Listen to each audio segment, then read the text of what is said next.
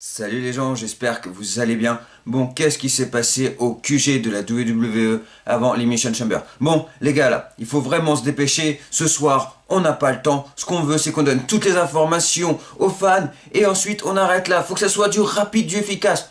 Ouais, mais boss, sincèrement, on a des choses à leur dire, on a des choses à leur montrer, on a des choses à faire. Mais je m'en fous, faut que ça aille vite, faut que ça défile. Et je veux même que ça aille plus rapidement que un Money Night. Wow! Eh, sérieux, le Elimination Chamber, il a duré 2h30, les gens. Avec tout ce qui s'est passé, il a duré 2h30.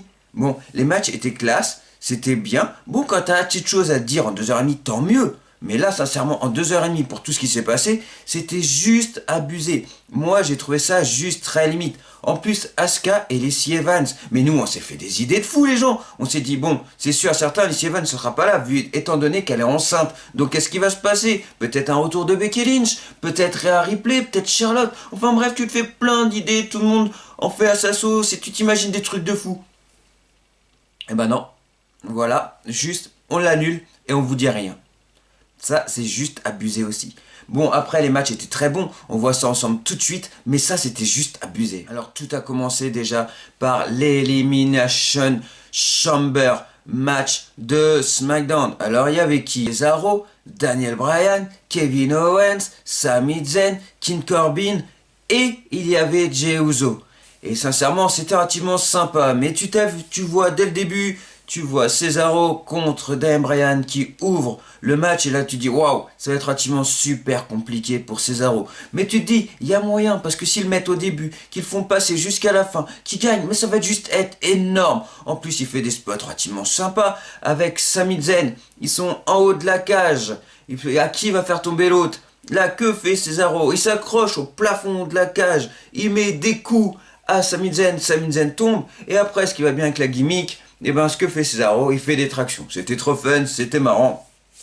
Et voilà, et plein de choses comme ça. En plus, il élimine assez rapidement King Corbin. Donc tu te dis, mais c'est relativement classe, c'est super bien. Ce qui va se passer, ça va être énorme. Ouais, bon, juste au moment où il restait Cesaro, Daniel Bryan et Jey Uso. Et là, qu'est-ce qui se passe? Cesaro est en train de faire son finish sur Daniel Bryan, Jey Uso arrive, et boum, il élimine Cesaro. What? No, no, no, non, je suis pas d'accord, c'était la soirée pour Cesaro. Pourquoi ne pas lui avoir donné sérieux? Juste abusé. Rien que là, sincèrement, j'avais juste les boules.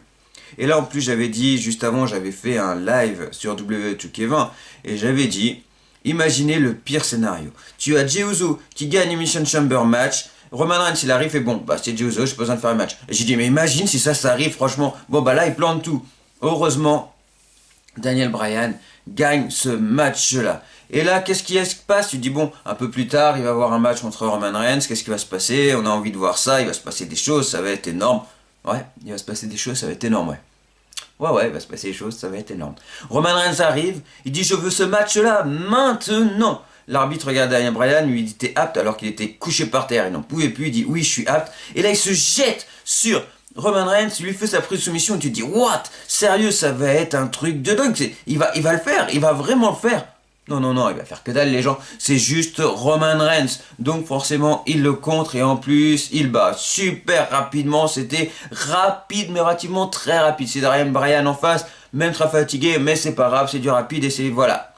Franchement, ça, j'ai pas kiffé du tout. Il y avait des choses bien à faire. Même si c'était Daniel Bryan qui gagne. Bon, bah, c'est pas grave. Tu donnes un match plus tard, etc. Tu fais des choses. Tu crées des choses. Et voilà. En plus, tu avais du temps vu que tu avais éliminé le match avec Asuka. Donc, il y avait forcément des choses à faire. Bon, heureusement, Edge est arrivé pour me faire un petit plaisir. Il arrive et inspire Roman Reigns et lui dit on se rejoint à WrestleMania. Bon, je vous annonce, hein. Et ça, c'est juste un spoiler. Moi, je dis que Roman Reigns gagne face à Edge à WrestleMania. Même si plein de gens disent que c'est Edge, moi, je ne changerai pas d'avis. Je dirais que c'est Roman Reigns. Pourquoi Roman Reigns? Parce que ça fait des années et des années qu'ils veulent nous faire manger Roman Reigns au top guys de la WWE. Là, ils sont en train de le faire relativement super bien. Même moi qui passe mon temps à critiquer Roman Reigns, sincèrement, je suis obligé d'avouer qu'il fait du boulot de ouf. En ce moment, il fait des trucs de taré, donc forcément je suis obligé de l'avouer. Et imaginez les gens, si Roman Reigns bat un mec comme Edge, qui nous a vendu des matchs de ouf avec John Cena, etc., si jamais Roman Reigns le bat, mais sincèrement, là, Roman Reigns, t'es sûr qu'il va passer, mais à un niveau de malade. Ça va devenir une star, et c'est ce que veulent la WWE. Donc, moi, ce que je dis, c'est qu'il y aura Roman Reigns et Edge, forcément, à WrestleMania, et qu'en plus de ça, ça sera Roman Reigns qui gagnera le match. Ensuite, on passe directement au match. Riddle, Bobby Lashley, John Morrison. Pourquoi John Morrison? Parce qu'au dernier moment, nous avons appris que Keith Lee était malade, et du coup, en kick-off, nous avons eu un match entre John Morrison, Ali, Ricochet et Elias pour savoir qui allait le remplacer. Ce match était relativement énorme. Il était sympa. Moi, pour un kick-off, j'ai adoré. C'était vraiment bien. Excusez-moi. Et du coup, comment ça s'est terminé? Ali est occupé à regarder The Retribution en train de se prendre la tête avec les autres extérieurs. Et là, John Morrison arrive, il en profite, petit paquet, c'est fini. Donc du coup, c'est John Morrison qui prend la place de Keith Lee. Donc, comme je viens de l'annoncer, nous avons eu Riddle, Bobby Lashley et nous avons eu John Morrison. C'était relativement super sympa. D'un côté, tu as la puissance avec Bobby Lashley et tu avais Riddle et John Morrison qui te faisaient des voltiges, etc. Ça bougeait en tous les sens et tu avais clairement pas le temps de t'ennuyer. Ce match-là est vraiment top. Il est classe. Riddle et John Morrison ont voulu s'allier pour tout simplement faire perdre Bobby Lashley. Ça a été fait. Bobby Lashley a perdu sa ceinture et Riddle est enfin champion des États-Unis, et ça c'est grave classe, bro. Ensuite, nous avons eu le match Sasha Banks avec Bianca Belair. En face, nous avons eu Nia Jax et Shayna Baszler.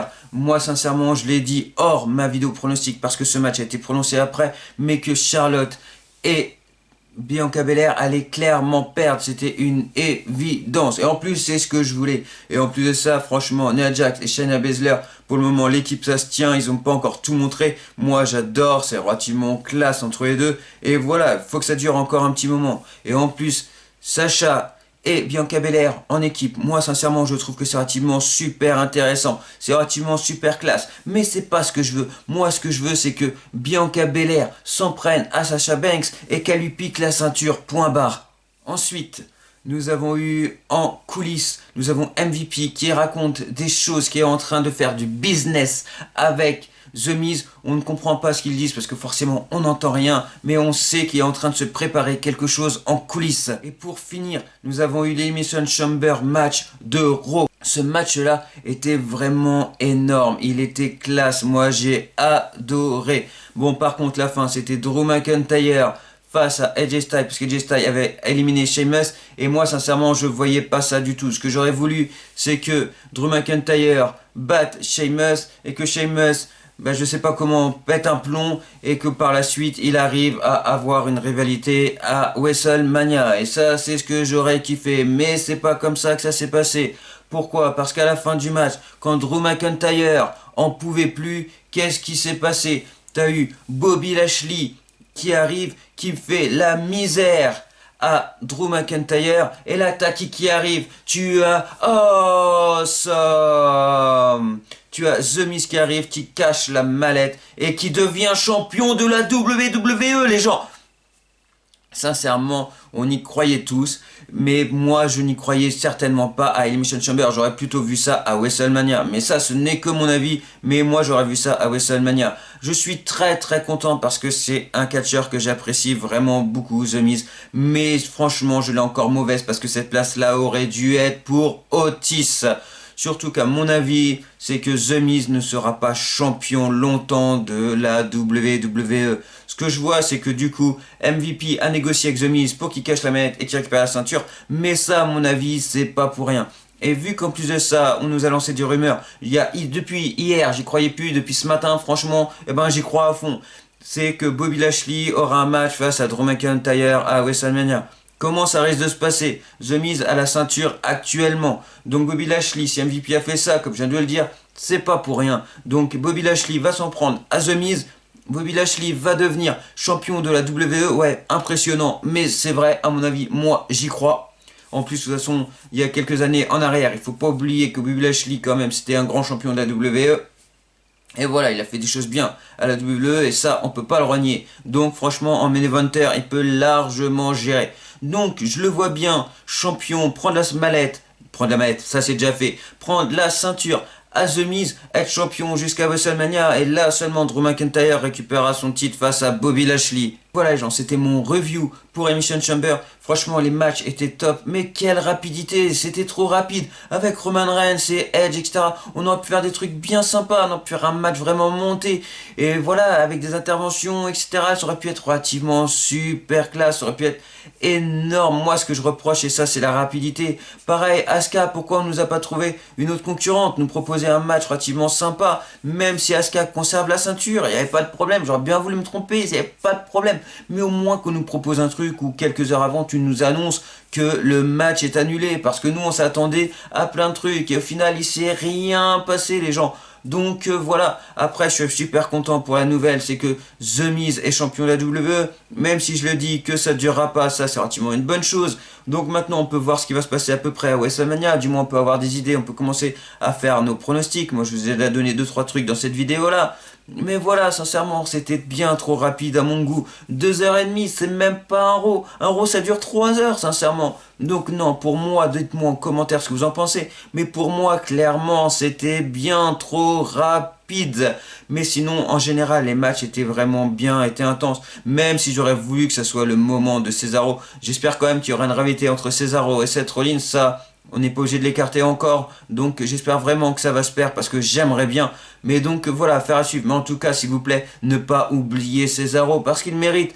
Vous l'avez emmené jusque là, donc maintenant essayez de continuer un minimum, ça serait vraiment bien. En tout cas les gens, voilà, c'était ma review. N'hésitez pas à me dire en commentaire ce que vous en avez pensé. Si la durée vous a plu, ça se trouve il n'y a qu'à moi, et ça se trouve, à vous, ça vous a plu, ça vous a convenu, 2h30 c'était suffisant, je sais pas, dites-moi ça en commentaire, et en tout cas, n'hésitez pas à liker, partager, vous abonner, et on se dit à très vite, salut les gens!